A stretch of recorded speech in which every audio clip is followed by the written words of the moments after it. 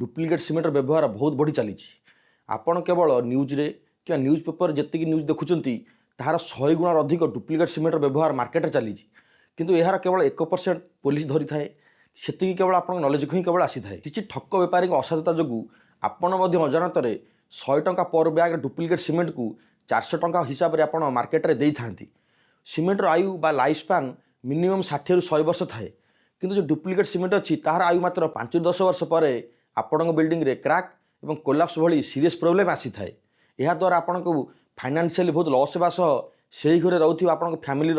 Safety compromise होता है duplicate cement bag आपंकर एपरी फाइन वेज पैकिंग होता है जे आपण डुप्लिकेट और ओरिजिनल सिमेंटर डिफरेंस जानीपारे ना डुप्लिकेट सिमेंट मार्केट में बहुत भेराइटर अवेलेबल थाए न्यू ब्रांडेड बैग पैकेजिंग भितर लोकल मैन्युफैक्चर सिमेंट कि expired cement fly ash crusher dust इत्यादि भरिक सेल करता डुप्लिकेट और ओरिजिनल सिमेंट को लैबोरेटरी टेस्ट द्वारा ही परफेक्टली डिस्टिंग्विश करेंगे किंतु यह समस्त पक्षे संभव नुहे और टाइम टेकन थाए आज video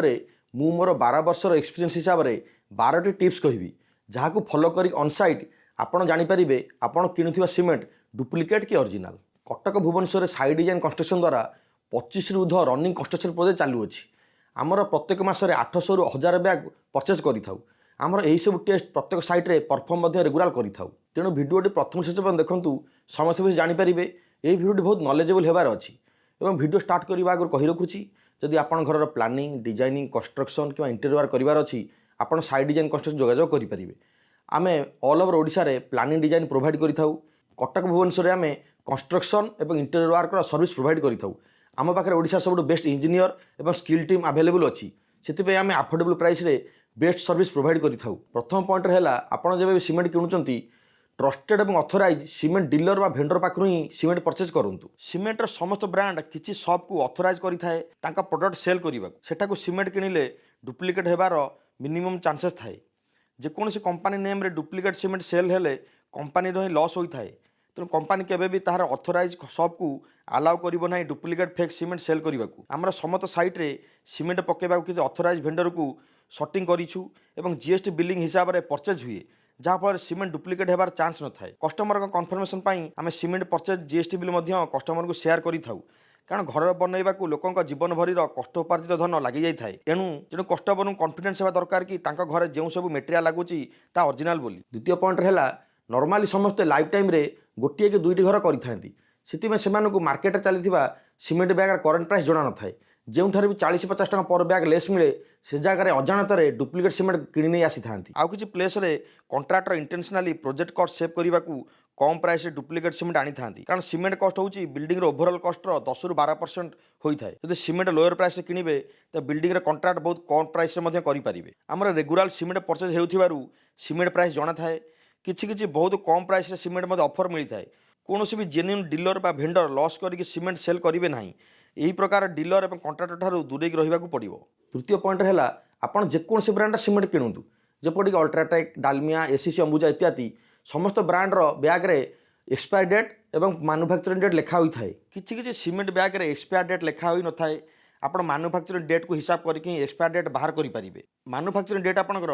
date week month year कि वीक मंथ ईयर हिसाब से लिखा होता है सपोज करूँ जदि बैग्र मैन्युफैक्चरिंग डेट 1 जनवरी 2025 लिखा अच्छी तेज आपड़ 3 मास भितर मीन्स 1 मार्च 2025 पूर्व ही यूज करने कथा कारण 3 मास पर सिमेंटर स्ट्रेंथ 20% रिड्यूस हो जाए यदि 6 मास पर यूज करेंगे तेज सिमेंटर स्ट्रेंथ 30% लेस हो जाए चतुर्थ पॉइंट है सिमेंटर नेचुरल कलर ग्रे बा लाइट ग्रीनिश ग्रे होता है जदि सिमेंटर कलर बेसी डार्क ग्रे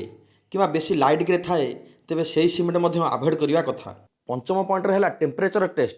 यही टेस्ट पे आपन को कौन सी इंस्ट्रूमेंटर आवश्यक न थाए जब भी सिमेंट परचेज करके आणुंट प्रथम बैग कट करके सिमेंट भितर हाथ पूरेकी देखिए जब ओरिजिनल सिमेंट हो गरम अनुभूत हो पुराना सिमेंट रहीकि मॉइस्चर कंटाक्ट आसी थाए से हाइड्रेशन और केमिकल रिएक्शन स्टार्ट हो जाए यही रिएक्शन रे हीट जेनरेट हुए तेणु एक्सपायर्ड बा फ्लाई ऐश जदि कंटेंट बेसी थी सिमेंट भितर हाथ पुराइले ठंडा तार गरम अनुभूत हुए यहीपर डुप्लिकेट एक्सपायर्ड सिमेंट को अवॉइड करने कथा षष्ठ पॉइंट है सिमेंट किणला बेले 2-3टी बैग्रे हाथ पुराइकी आप क्रॉस कले जानीपारे जदि से किसी इम्प्यूरिटी बालीपरी सब्सटेंस थाए से सिमेंट को अवॉइड करने कथा ओरिजिनल सिमेंट पाउडर फॉर्म में थाए क्रॉस कले हाथ को स्मूथ लगे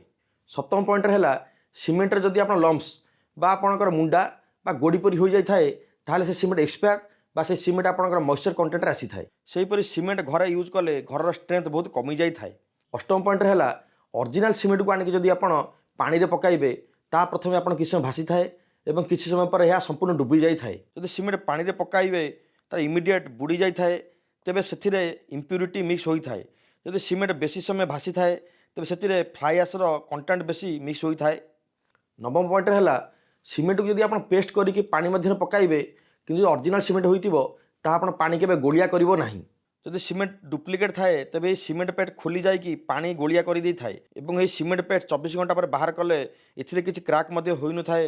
दशम पॉइंट रहउछि बहुत इंपोर्टेंट पॉइंट जो माने डुप्लिकेट सीमेंट बा जालियाती सीमेंट करिथांती से माने लोकल ब्रांड रो प्रिंट करिकि सेतरे गोटे अपर साइड कॉर्नर रे 3 इंच डायर होल करिकि काहाली साहाय्य रे बैग रे डुप्लिकेट मटेरियल भर्ती करंती।